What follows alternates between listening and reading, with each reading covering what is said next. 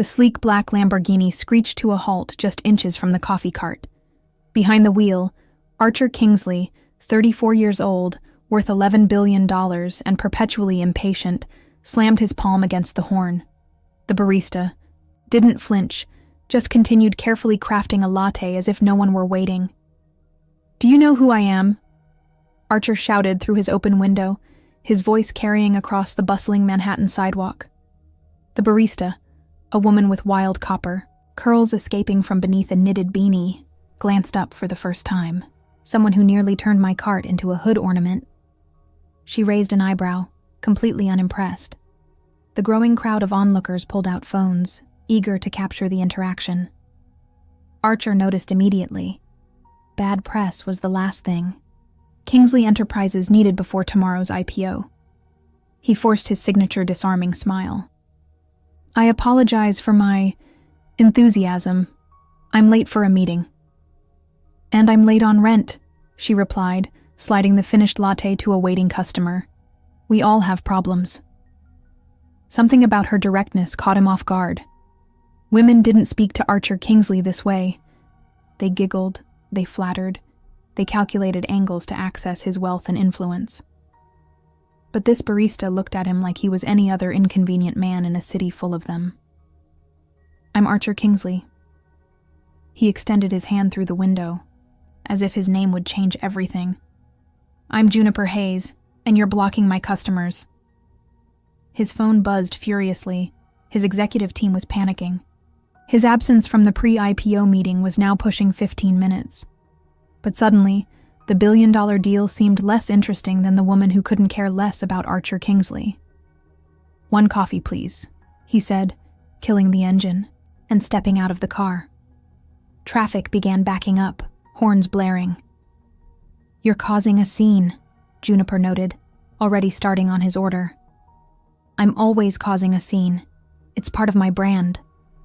He leaned against the cart, studying her. "Where's your real job?" Her head snapped up. "Excuse me? Nobody chooses to serve coffee for a living. This is your side hustle while you pursue..." "What? Acting? Modeling? Screenwriting?" Juniper's green eyes narrowed dangerously. "This is my business. I own it." "A coffee cart?" Archer couldn't hide his confusion. The woman was beautiful, intelligent, and clearly strong-willed. Why aim so small? "Not everyone measures success by the square footage of their ego," she replied, placing his coffee on the counter with unnecessary force. $4. Archer pulled out his wallet and handed her a $100 bill. "Keep the change. Maybe put it toward a real storefront." Before she could respond, he was interrupted by a commotion. A bicycle messenger, swerving to avoid the traffic Archer had caused, lost control and crashed directly into the coffee cart. Juniper screamed as hot coffee splashed everywhere and the cart tipped precariously toward the street.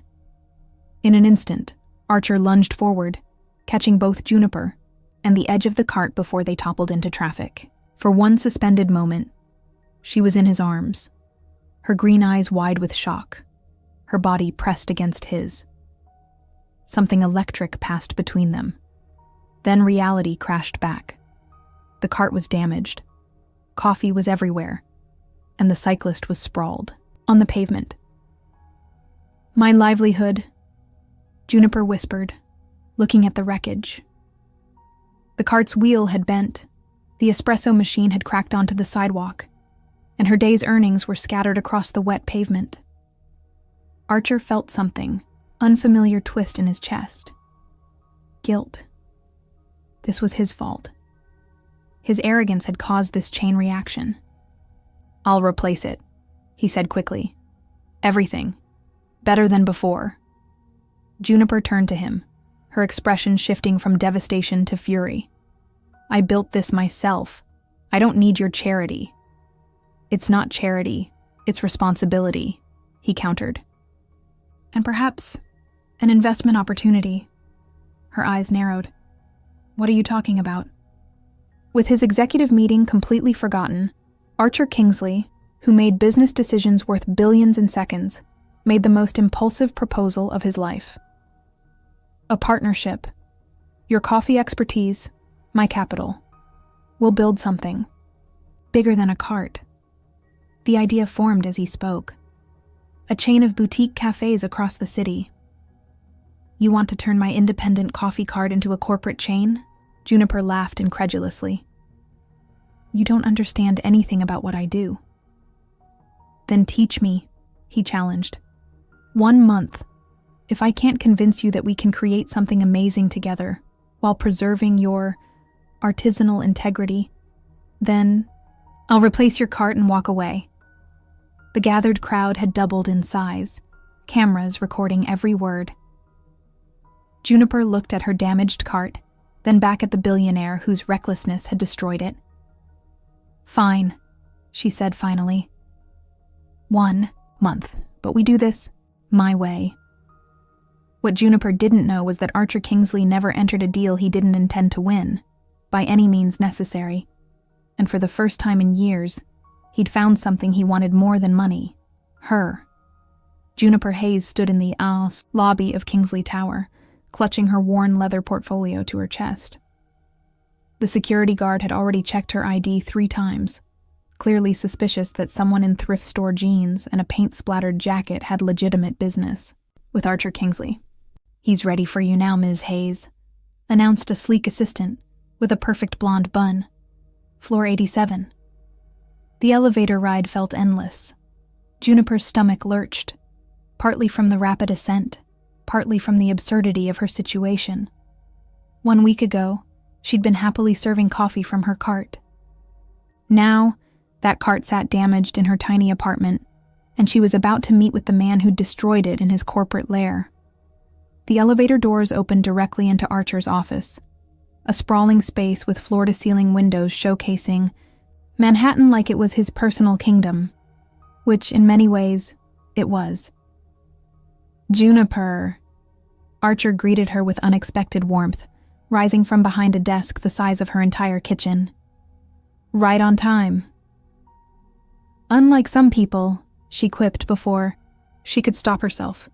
Instead of taking offense, he laughed, a genuine sound that softened his sharp features. For a split second, Juniper glimpsed the man beneath the billionaire facade. I deserve that, he admitted, gesturing toward a seating area with a breathtaking view of Central Park. Coffee? I'll pass, thanks. I'm particular about my coffee. I know. That's why you're here. Archer sat across from her, studying her with those penetrating blue eyes. Your cart may have been small, but your reputation isn't. The Copper Cup has quite the following online. 4.9 stars across all platforms, mentions in 3 Hidden Gems of NYC articles. Juniper blinked in surprise. You researched me? I research all my investments, he replied smoothly, and potential partners. She bristled at the word. I haven't agreed to any partnership. Yet. He leaned forward. But after you hear my proposal, I think you might. Archer pressed a button, and a holographic display illuminated between them, showing renderings of a beautiful cafe. Exposed. Brick walls, warm lighting, custom wooden furniture, and a sleek copper espresso machine as the centerpiece. It was exactly what Juniper had sketched in her dream journal for years. How did you... The question died on her lips as the rendering rotated to reveal the name. Copper and Crown. Crown for Kingsley, Archer explained unnecessarily. I had my team work up concepts based on your aesthetic, which I'll admit, is exceptional. You've created something special with minimal resources. Juniper's artistic side was captivated by the renderings, but her practical side remained suspicious. And what exactly would this partnership entail? Simple. I provide the capital, location, equipment, staff, marketing. You provide the vision, coffee sourcing, menu development, ambiance. We split the profits. What percentage split? She asked, narrowing her eyes. Archer smiled. clearly pleased by her business acumen. 70-30. 70 for me? She tested, knowing full well that wasn't his intention. Nice try. 70 for me, as I'm assuming all financial risk. Juniper snorted. Financial risk? You probably spend more on haircuts than my entire cart cost. $300 for the haircut. $800 for the stylist exclusivity fee, he replied without missing a beat. But that's irrelevant. This isn't about what I can afford to lose. It's about building something worthwhile. She opened her portfolio, revealing detailed sketches and business plans she'd developed over 5 years. I already know what I want to build. I'm saving for it myself. The right way. Archer glanced at her meticulous work. At your current rate, you'll have enough capital in approximately 8 years. 7, she corrected. I'm ahead of schedule. Or, he countered, we could open the first location in 8 weeks. The proposition hung in the air between them. Juniper felt her resolve wavering. 7 years was a long time to postpone a dream that could begin now. What's the catch? She finally asked. Archer's expression shifted subtly. The catch, as you put it, is that I want exclusivity. Meaning? Meaning you work exclusively with me. No side projects, no competing interests. You dedicate yourself fully to Copper and Crown. He paused. And I want a 2-year minimum commitment, contractually binding. Juniper stood up abruptly. You want to own me for 2 years? I want to own the business, he clarified, his voice unnervingly calm. Your expertise comes with it. This is insane. I don't even know you. You know I have the resources to make your dream a reality, he replied, standing to meet her gaze. Everything else is just details. Details? She laughed incredulously. My independence isn't a detail, Mr. Kingsley. Archer, he corrected softly. Then, with unexpected candor, look, I'll be honest. My board thinks this is a ridiculous vanity project. They want me focused on tech acquisitions and real estate development, not boutique coffee shops with stubborn baristas.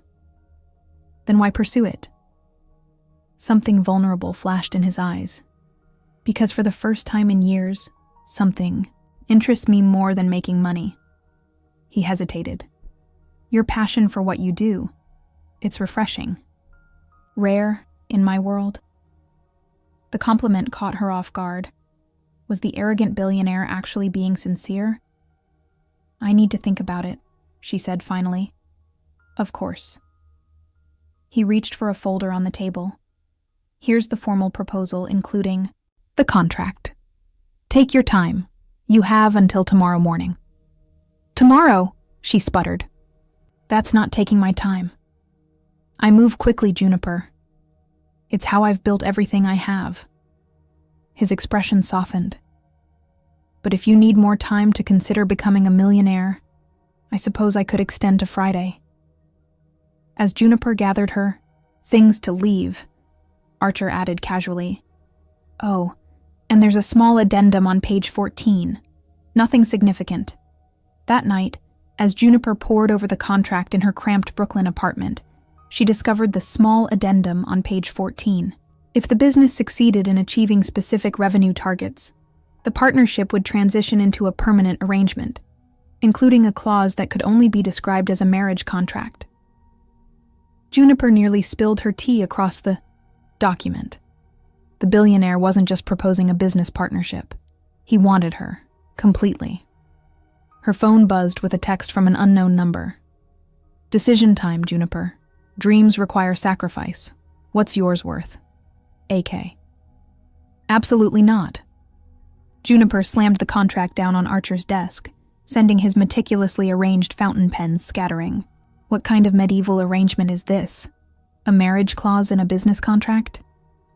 Archer remained unnervingly calm, straightening his tie as he leaned back in his chair. I prefer to think of it as forward thinking. It's insane, she countered, pacing the expansive office. And possibly illegal. It's neither. My legal team was quite thorough. He picked up the contract, flipping to the controversial page. It merely states that if our venture exceeds $50 million in valuation within 2 years, we would enter into a mutually beneficial personal partnership to mirror our professional success. A personal partnership? Just call it what it is, a marriage of convenience. There's nothing convenient about marriage, Archer muttered, almost to himself. Then, more clearly, it's a logical progression. Successful business partners often make successful life partners. We'd be combining our strongest assets. Juniper stopped pacing to stare at him in disbelief. Do you hear yourself? People aren't assets to be merged. Aren't they? His blue eyes held hers. Every relationship is a transaction, Juniper. Some people just prefer to pretend otherwise. The cynicism in his voice gave her pause. For all his wealth and power, there was something profoundly lonely about Archer Kingsley. Who hurt you? She asked softly, before she could stop herself. His expression hardened instantly. This isn't about emotions. It's about optimization. Our partnership has all the indicators of success: complementary skill sets, mutual respect, undeniable chemistry. Chemistry? Juniper laughed, though it sounded strained even to her own ears. We've met exactly twice. And both times, the air practically crackled between us. He stood and moved around the desk, closing the distance between them. Don't pretend you don't feel it. She took an instinctive step back. What I feel is that you're trying to buy me, along with my business. I'm offering you an opportunity. You're offering me a cage. Her voice echoed against the glass walls. A beautiful, gilded cage with a view of Central Park, but a cage nonetheless. For the first time, Archer looked genuinely confused. Most women would consider marrying a billionaire a fantasy come true. I'm not most women, Juniper replied quietly. And you know that, or we wouldn't be having this conversation. A silence stretched between them, filled with unspoken tension. Finally, Archer sighed, running a hand through his perfectly styled hair, disrupting it in a way that made him look suddenly human. Fine, let's negotiate. He gestured to the seating area. What would make this partnership acceptable to you? Surprised by his willingness to compromise, Juniper cautiously took a seat. First, remove the marriage clause entirely. Not negotiable. His response was immediate, but we can modify it. How generous, she said dryly. I am being generous, he replied, completely serious. I'm offering you access to resources most entrepreneurs would kill for, in exchange for my freedom. In exchange for exclusivity, he corrected. I don't invest myself, personally or financially, in ventures I can't fully control. Something clicked in Juniper's mind. This is about control for you, isn't it? You need to own everything and everyone in your orbit. Archer didn't deny it. Control is how I've survived. It's how I've built everything I have. The vulnerability in his admission caught her off guard. For a brief moment, she glimpsed the man beneath the billionaire, someone who had learned early that control meant safety. Let me propose an alternative, she offered, softening her approach. We proceed with the business partnership. My coffee, expertise, your capital. I commit exclusively to this venture for 2 years as you requested. And the personal element? He pressed. Juniper took a deep breath. We agree to get to know each other, properly, as people, not assets. No contractual obligation for marriage, but... She hesitated, hardly believing what she was about. To suggest a commitment to explore whatever this is between us. Archer studied her face, searching for deception. You'd agree to date me? I'd agree to give you a chance, she clarified. Which is more than most people get after trying to contractually obligate someone to marriage. A slow smile spread across his face, not the practiced, charming one he used for business negotiations, but something genuine that transformed his features and reached his eyes. "Dinner tonight?" he suggested. "Business dinner," she emphasized. "To discuss the revised terms." "Of course." He nodded seriously, though his eyes sparkled with amusement. "Purely professional. And I want 60% creative control over the business," she added quickly. 40. 55. 45, he countered, "and I'll throw in a signing bonus to replace your damaged cart. I don't need your charity." "It's not charity. It's compensation for damages I caused." He extended his hand. "Do we have a deal?" Juniper hesitated, knowing she stood at a crossroads. The sensible option was to walk away, rebuild her cart herself, and continue on her slow but independent path.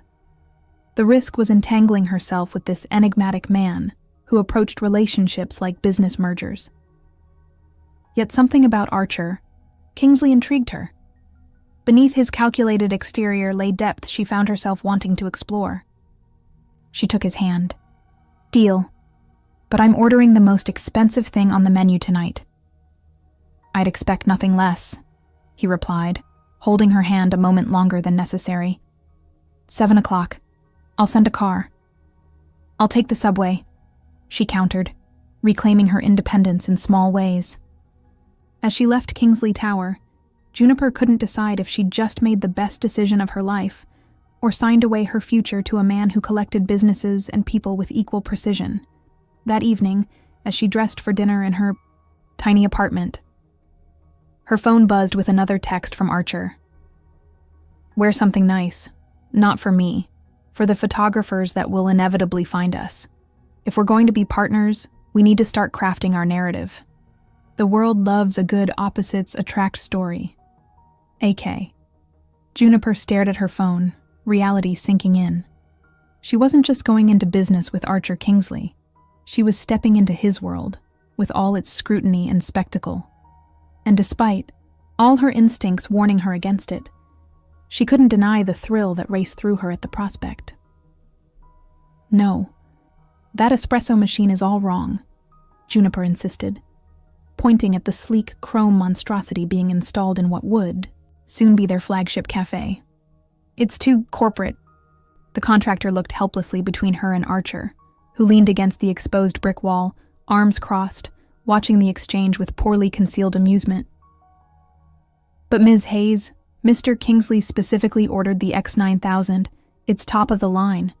"It's soulless," she countered. "Coffee isn't made by machines. It's made by people using machines. We need the strata. It's handcrafted, traditional, and allows the barista to control pressure profiles."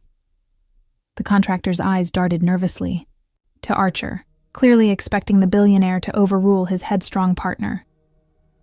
"You heard the lady," Archer said instead, surprising everyone. "Get the strata." "But sir, the X9000 is already paid for." "Then sell it to one of those chain cafes where people go when they don't know any better." Archer straightened, his tone brooking no argument. "Ms. Hayes is the coffee expert. In matters of coffee, her word is final." The contractor scurried away, already making calls to rectify the situation. Juniper turned to Archer, unable to hide her surprise. "You're actually honoring our agreement about creative control." "I always honor my agreements," he replied, moving closer to inspect the reclaimed wood countertops she'd insisted upon. "Even when they cost me an additional $30,000. $30,000? Juniper blanched. "For an espresso machine?" "For the right espresso machine." His fingers brushed against hers as they both reached to touch the countertop, sending an unexpected jolt through her. Some things are worth the investment. His eyes held hers, and Juniper knew he wasn't just talking about coffee equipment. 6 weeks had passed since their negotiation, and contrary to all expectations, especially her own, working with Archer wasn't the nightmare she'd anticipated. Oh, he was still arrogant, exacting, and occasionally insufferable, but he was also brilliantly strategic, unexpectedly funny, and surprisingly willing to listen to her ideas. Their business dates had evolved from stiff, formal affairs into genuinely engaging encounters. She'd learned that beneath his corporate persona, Archer was deeply knowledgeable about art, architecture, and literature. He'd confessed his secret passion for restoration projects, breathing new life into forgotten buildings and spaces. In turn, she'd shared her journey from foster kid to business owner, how coffee had become her constant in a world of uncertainty, and her dream to create spaces where people felt they belonged. Earth to Juniper. Archer waved a hand before her face. You disappeared on me. She blinked, returning to the present. Sorry, just thinking about how far we've come. And how far we still have to go, he reminded her, gesturing around the half-finished space. Grand opening is in 2 weeks.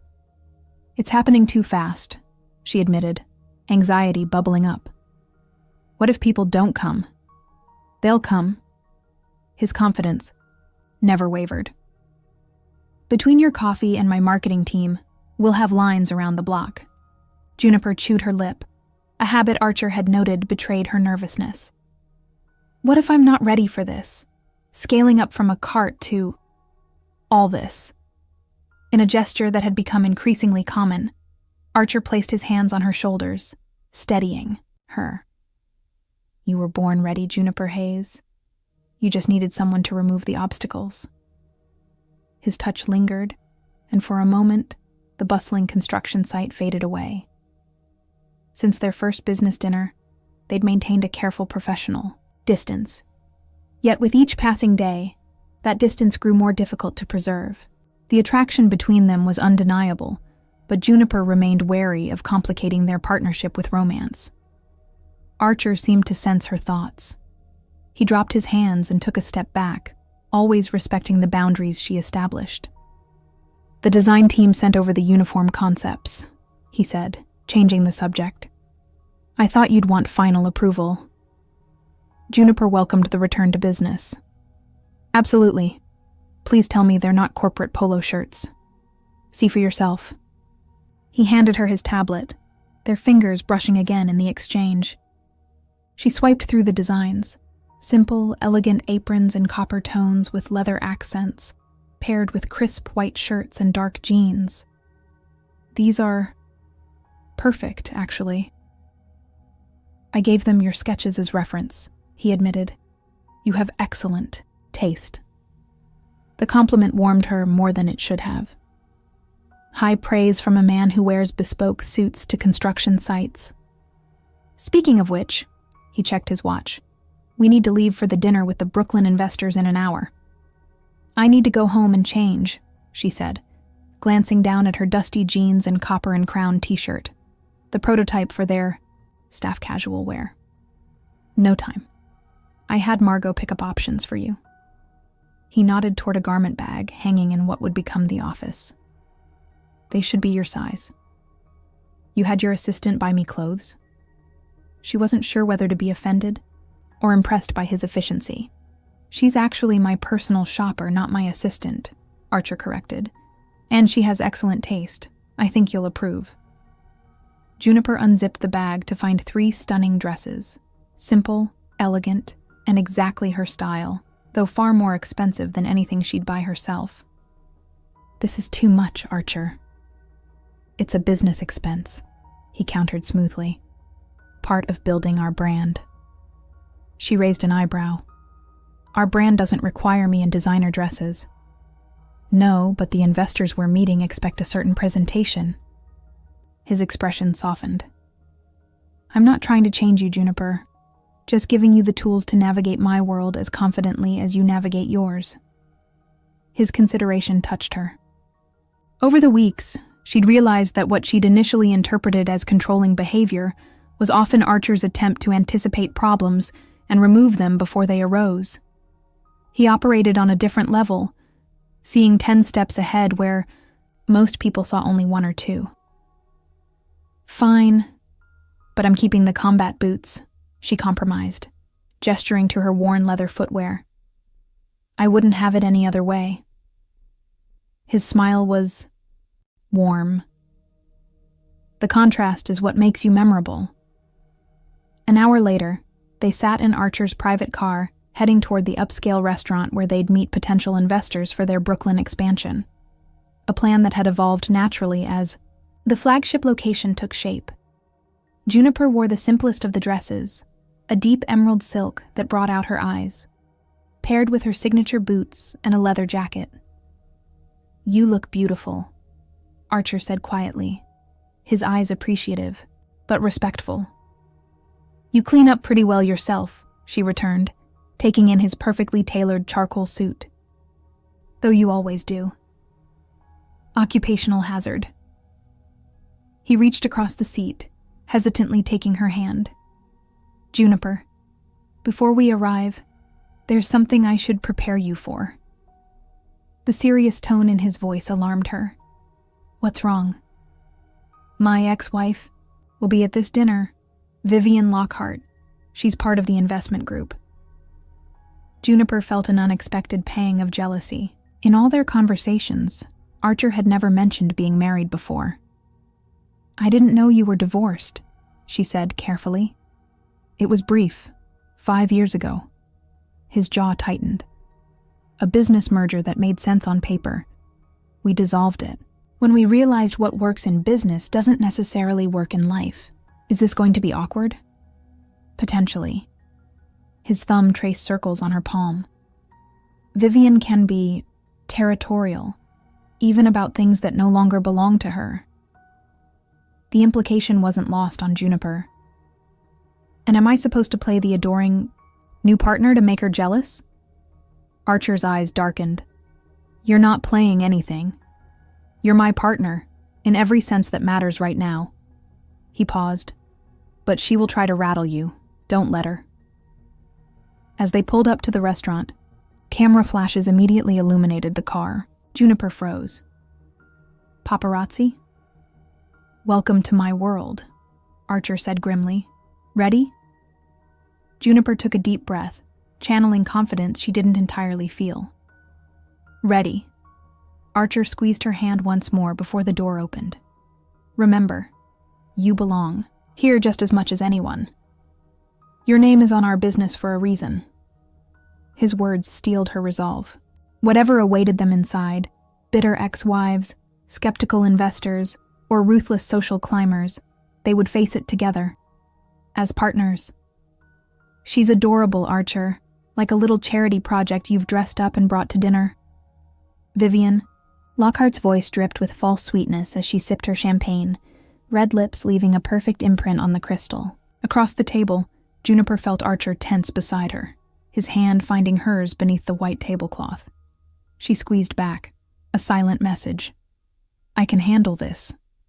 "Actually," Juniper replied with a smile as genuine as Vivian's was false, "I'm his business partner. But I can see how that might confuse someone who views relationships solely as transactions." A flicker of surprise crossed Vivian's perfect features before she recovered. How refreshing to meet someone so unpolished. "Tell me, what was it like serving coffee from a cart before Archer rescued you?" "About as fulfilling as being married for money must have been for you," Juniper countered smoothly. "Except my customers actually came back." The table fell silent. Then, unexpectedly, one of the investors, a silver-haired woman with sharp eyes and sharper wit, burst into laughter. "I like her," she declared, raising her glass to Juniper. "She's got spine." "Margaret Winters," the woman introduced herself. "I've known Archer since he was a boy playing with spreadsheets instead of toys. If he's made you a partner, you must be exceptional." The conversation shifted to business after that, with Juniper outlining their vision for Copper and Crown while Archer presented the financials. By dessert, they'd secured commitments from all 5 investors for their Brooklyn expansion. "You were magnificent," Archer murmured as they waited for the valet to bring his car. Even Vivian was impressed, though she'd rather die than admit it. "She didn't exactly hide her feelings about me," Juniper replied, still processing the tension-filled evening. "Vivian doesn't hide anything. It's part of her brand." His lips quirked in amusement. But trust me, you won her respect tonight. I don't need her respect, Juniper said firmly. Just her money. Archer laughed, a full, unreserved sound that drew glances from passers-by. God, you're refreshing. Without warning, he pulled her into an embrace, his lips brushing her forehead. Thank you for tonight. The unexpected tenderness of the gesture left Juniper momentarily speechless. Before she could respond, a camera flash blinded them. Archer's security team immediately moved to intercept the photographer. But the damage was done. Perfect, Archer muttered, watching the paparazzo disappear into the night. That'll be all over social media by morning. Is that bad? Juniper asked, suddenly uncertain. It's complicated. He guided her into the car that had arrived. We should talk. Once inside the privacy of the vehicle, Archer seemed hesitant, a state Juniper had rarely seen him in. Just say whatever it is, she prompted. We're past tiptoeing around each other. Aren't we? He nodded, his expression uncharacteristically vulnerable. That photographer works for Vivian. The picture wasn't an accident. It was a message. What kind of message? That she knows. His eyes met Juniper's. About us. The real us, not just the business partnership we've been presenting to the world. Juniper's heart skipped. There is no real us. We're business partners who happen to get along well. Are we? Archer challenged quietly. Because I think we've been dancing around something far more significant for weeks now, the air between them charged with unspoken tension. Juniper looked away first, watching the city lights blur past the tinted windows. Even if that were true, she finally said, why would Vivian care? You said your marriage ended years ago. It did. But Vivian cares because... He paused, seeming to choose his words carefully. Because our divorce settlement included a clause that impacts my personal relationships. Juniper turned back to him, suspicion growing. What kind of clause? If I remarry within 10 years of our divorce, Vivian receives an additional $50 million. $50 million, Juniper gasped. What kind of divorce settlement includes a penalty for finding happiness again? The kind negotiated between two people who treated marriage as a business merger, he replied grimly. Vivian knew my board wanted me to project stability. She leveraged that to ensure I wouldn't replace her too quickly. Something clicked in Juniper's mind. Is that why your contract with me included a marriage clause? You were trying to find a loophole? The flash of guilt across Archer's face confirmed her suspicion before he could deny it. Initially, yes, he admitted. I thought if I could frame a marriage as part of a business arrangement, I could contest Vivian's claim. He reached for Juniper's hand, which she pulled away. But that changed. You changed everything. Stop. Juniper's voice was cold. So our entire partnership, this whole connection we've been building, was just a scheme to avoid paying your ex-wife? It started that way, he conceded, but it evolved into something real.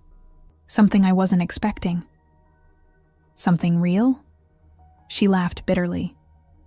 You manipulated me from the beginning. The coffee cart accident, the partnership offer, all of it.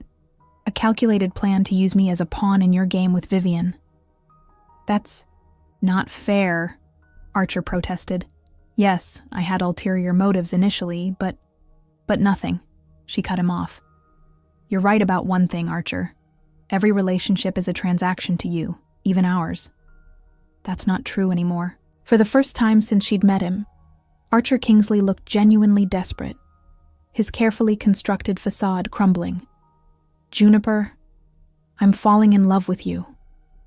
The declaration hung between them, as shocking as if he'd slapped her. Juniper felt the world tilt on its axis. Part of her, a larger part than she cared to admit, wanted to believe him. But the revelation of his initial deception poisoned everything. "Driver, please stop," she said quietly. "Juniper, please. Stop the car." Her voice left no room for argument. The vehicle pulled over on a corner in Chelsea, miles from her apartment but close enough to a subway station. Juniper gathered her clutch and reached for the door. "Where are you going?" Archer asked, panic edging his voice. "Away from you." She met his eyes one last time. "Congratulations, Archer. You finally found the one thing your money can't buy." "What's that?" he asked hoarsely. "My trust. You had it, and you threw it away." The door opened, and the cool night air rushed in. "I'm withdrawing from our partnership. Buy out my share, find another coffee expert, do whatever you need to do. We're done." "You can't walk away from Copper and Crown," he argued. "It's as much yours as mine now." "Watch me." She stepped onto the sidewalk, the dress he'd provided swirling around her combat boots, the perfect metaphor for their mismatched alliance. "I'll contest it," he called after her. "The contract. Sue me," she shot back. "Some things are worth the cost." As she walked away, Juniper heard him exit the car behind her, but she didn't turn around. She'd spent her life fighting for independence, building something that was truly her own. No amount of money or promises could compensate for the betrayal of being someone's strategic play. Yet with each step away from him, a hollow ache spread in her chest. Against all odds and her better judgment, she'd fallen for Archer Kingsley, not the billionaire, but the man who respected her coffee expertise, who listened to her ideas, who looked at her like she was the most fascinating puzzle he'd ever encountered. And now she was walking away from him and the dream cafe they'd built together. The realization brought unexpected tears to her eyes.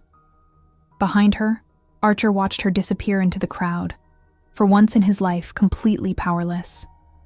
All his money, influence, and strategic thinking couldn't solve this problem. He'd finally found someone who valued him for more than his wealth, who challenged him, inspired him, made him laugh, and he'd ruined it with his inability to be honest. For the first time since building his empire, Archer Kingsley had lost something truly irreplaceable. And he had no idea how to get it back. 3 weeks after walking away from Archer Kingsley and Copper and Crown, Juniper was back where she started, serving coffee from her repaired cart in Bryant Park. The morning rush had dwindled, leaving her a moment to breathe as she wiped down the counter. "1 Americano, please." The familiar voice sent a jolt through her system. She looked up to find Margaret Winters, the silver-haired investor from the disastrous dinner, standing before her cart. "Mrs. Winters," Juniper acknowledged, already reaching for a cup. "What brings you to my humble establishment?" "Curiosity," the older woman replied, her shrewd eyes taking in the modest cart. "And excellent coffee, if reputation is any indication." Juniper prepared the Americano with practiced precision, trying to ignore the pang she felt at the reminder of what she'd left behind. "I'm surprised you found me." "I make it my business to find valuable assets," Margaret replied cryptically, accepting the coffee. After a contemplative sip, she nodded approvingly. "Even better than I expected." "Thank you," Juniper said, accepting the compliment with the grace she'd cultivated through years of customer service. "You know, the Brooklyn location is nearly complete," Margaret remarked casually. "Though without your input, it lacks soul." Juniper tensed. "If Archer sent you—" "Nobody sends me anywhere, dear," Margaret interrupted firmly. "I've been making my own decisions since before either of you were born." She paused, studying Juniper over the rim of her cup. "He's miserable, you know." Despite herself, Juniper felt a flicker of concern. "Archer Kingsley doesn't do miserable. He does strategic regrouping." Margaret laughed, a sharp, knowing sound. "Is that what you think? That man hasn't slept in weeks. He's thrown himself into completing the cafe exactly as you designed it. honoring every detail of your vision, while simultaneously drawing up papers to sign over his majority stake to you. Juniper nearly dropped the pitcher she was cleaning. What? You heard me. Margaret set down her cup. He's giving you copper and crown. No strings, no clauses, no marriage contracts. He says it was always your dream, not his. I don't understand, Juniper whispered, her carefully constructed defenses beginning to crack. Why would he do that? For the same reason he paid Vivian the $50 million to nullify the remarriage clause in their divorce settlement, Margaret replied, matter-of-factly. He's in love with you. Juniper's world tilted for the second time in a month. He paid the penalty? But that's insane. That's love, Margaret finished for her. Something neither you nor Archer seems particularly adept at recognizing, despite it being painfully obvious to everyone else. He lied to me, Juniper protested weakly. Used me. Initially, yes, Margaret conceded. And he's paid for that mistake, literally and figuratively. The question is, are you willing to let pride cost you both your happiness and your dream? Before Juniper could respond, Margaret placed a business card on the counter. The grand opening is tomorrow at noon. Your name is still on the building. With that, she turned and walked away, leaving Juniper staring after her. For the rest of the day, Juniper moved through her routine mechanically, her thoughts a chaotic blend of anger, longing, and confusion. By evening, she found herself standing outside the completed copper and crown, peering through the windows at what should have been her dream come true. The space was stunning, every detail exactly as she'd envisioned, from the handcrafted wooden tables to the copper accents gleaming under warm lighting. Through the glass, she could see the Strata espresso machine she'd insisted upon, polished to perfection. And in the center of it all, alone amid the beauty they'd created together, stood Archer. He looked different, his usually impeccable appearance slightly disheveled, his expression weary as he adjusted a framed photo on the wall. Juniper's breath caught when she realized what it was, a professional photograph of her original coffee cart, beautifully matted and framed, a tribute to where their story began. Before she could second-guess herself, she knocked on the glass. Archer's head snapped up, disbelief washing over his features when he saw her. He crossed the room in long strides, fumbling with the lock before pulling open the door. Juniper, he breathed, as if saying her name might cause her to disappear. Margaret Winters found me, she said by way of explanation, still hovering in the doorway. Is it true? About Vivian's settlement? Archer nodded, running a hand through his unkempt hair. The payment processed last week. $50 million, she said, still struggling to comprehend the magnitude. You paid $50 million to... What? Free yourself to marry someone else? To free myself to marry you, he corrected softly. If you'll ever have me. The directness of his response left her momentarily speechless. When she found her voice again, it was barely above a whisper. Why? Because you were right, he admitted, gesturing for her to come inside. I've spent my life treating relationships like business transactions, calculating costs and benefits, maximizing returns, minimizing risk, and it left me successful but hollow. He closed the door behind her as she stepped into the cafe, their cafe, and continued. Then you came along with your integrity and your passion, refusing to be impressed by my wealth or intimidated by my position. You saw through me from the beginning. And yet you still tried to manipulate me, she reminded him, though her tone lacked its previous anger. Old habits, he acknowledged with regret.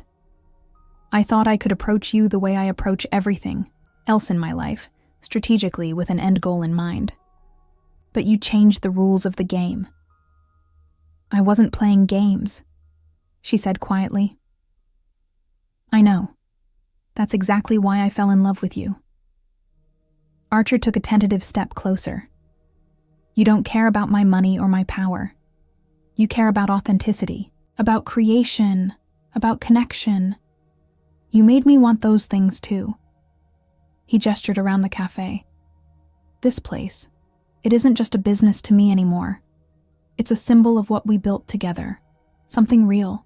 Juniper moved through the space, running her fingers along the countertops, taking in the careful attention to every detail she'd specified. "It's perfect," she admitted, "exactly as I imagined it." "It's yours," Archer said simply. "Whether you want me in your life or not, Copper and Crown belongs to you. The paperwork is ready, just needs your signature." Juniper turned to face him, truly seeing him perhaps for the first time. Not Archer Kingsley the billionaire, but Archer the man, vulnerable, flawed, and genuinely in love with her. "And if I want both?" she asked cautiously. "The cafe and you?" Hope flickered across his face. "Then you'll have both. No contracts, no clauses. Just us, figuring it out one day at a time like normal people." "Normal?" She couldn't help but laugh. "We're opening a high-end cafe bankrolled by a billionaire who paid $50 million to get out of a divorce clause. I don't think normal applies to us." "Fair point," he conceded, a smile tugging at his lips. "How about authentic, then?" "Authentic," she repeated, testing the word. "I think I can work with that." Archer closed the distance between them slowly, giving her every opportunity to pull away. "I'm sorry I tried to contractually bind you to me before earning your trust. I'm sorry I thought I could control something as unpredictable as love. And I'm sorry it took losing you to realize what really matters." "And what's that?" she asked, her heart racing as he stood before her. "That some things can't be bought, sold, or negotiated. Some things just are." His hand gently cupped her cheek. "I love you, Juniper Hayes. No fine print, no hidden clauses." "I love you too," she whispered back, the admission both terrifying and liberating. "Despite my better judgment, the best decisions often defy practical judgment," he murmured, his lips hovering just above hers. "Like a sensible coffee cart owner partnering with an arrogant billionaire." "Or said billionaire paying $50 million for a chance at happiness," she countered. "Best investment I ever made." Archer smiled against her lips before finally closing the distance between them. Their first kiss felt like coming home, to a place neither had known existed until they found each other. When they finally parted, Juniper rested her forehead against his. "So," she said with a playful glint in her eye, "about that marriage clause." Archer tensed. "It's been removed from all documents, I swear." "Relax," she laughed, enjoying the rare sight of the composed billionaire flustered. "I was going to say maybe we should revisit the concept in a year or two, after we see if this partnership works out." Relief washed over his features, followed by joy. "I think that's the most logical approach." "Logic?" She raised an eyebrow. "From the man who paid $50 million on a romantic gesture." "What can I say?" He pulled her closer. "You've been a terrible influence on my business sense. And you've been a surprisingly good influence on my ability to dream bigger," she admitted, glancing around their beautiful cafe.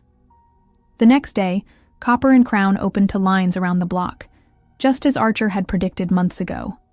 Behind the counter, Juniper crafted perfect espressos on her beloved Strata machine, while Archer, dressed in the same uniform as the rest of the staff, worked the register, insisting on learning every aspect of their business from the ground up. Watching him cheerfully make change for customers who didn't recognize the billionaire behind the counter, Juniper realized they'd both changed in fundamental ways. She'd learned to trust and dream bigger. He'd learned that some things were too precious to approach as business transactions. As the busy day wound down, Archer found her in their small office, reviewing the successful opening numbers. "So," he asked, sliding a cup of her favorite tea across the desk, "was it worth it? Taking a chance on me? Juniper smiled up at the man who'd crashed into her coffee cart and her life with equal force. "Ask me again in 50 years. "I intend to," he promised, sealing the words with a kiss that tasted of new beginnings and the sweet certainty that some contracts were meant to be written not on paper, but on the heart.